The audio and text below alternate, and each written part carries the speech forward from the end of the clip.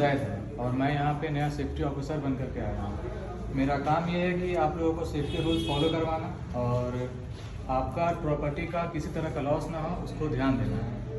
तो जैसे कि आज ये काम होने वाला है तो हम लोग ध्यान देंगे कुछ चीज़ों का, जैसे कि काम करने से पहले हम लोग हेलमेट पहन करके रहेंगे। और ज़रूरी इसलिए है क्योंकि वर्क प्लेस में बहुत भारी चीज़ें भी होती हैं और बहुत नुकसानदायक चीज़ें भी होती हैं। तो जैसे कि हम काम कर रहे हैं और कहीं जा रहे हैं, ऊपर से हाइट से कुछ गिर सकता है जिससे हमें सर में चोट लग सकता है, जिससे हम बैठ भी सकते हैं और हमारा लॉस हो सकता है। तो ज़रूरी ये है कि हम हेलमेट पहन करके रहें। और दूसरा ये है कि वर्क प्लेस में जाने से पहले हमें सेफ्टी शूज़ भी पहनना है। सेफ्टी शूज़ इसलिए ज़रूरी है क्योंकि साइड में बहुत नुकीले चीज़ें भी होती है, रॉड होते हैं, कीलें होती हैं। तो सेफ्टी शूज़ पहन करके रहें ताकि हमें हमारे पैर में कोई तरह का नुकसान ना हो। और सेफ्टी जैकेट भी ज़रूरी है क्योंकि काम कर रहे हैं तो हमें पता होना चाहिए कि वहाँ पे कोई काम कर रहा है, क्योंकि रिफ्लेक्टिव जैकेट नहीं रहेगा तो अंधेरे में दिख नहीं सकते हैं आप।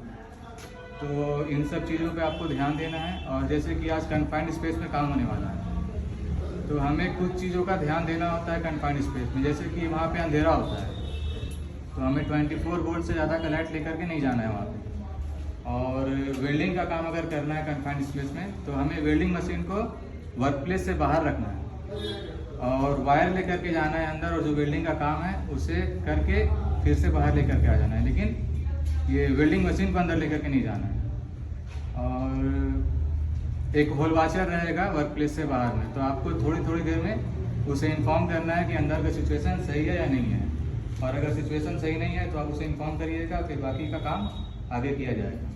ठीक है, आपको जो बताए हैं उसको फॉलो करिए और ध्यान दीजिए।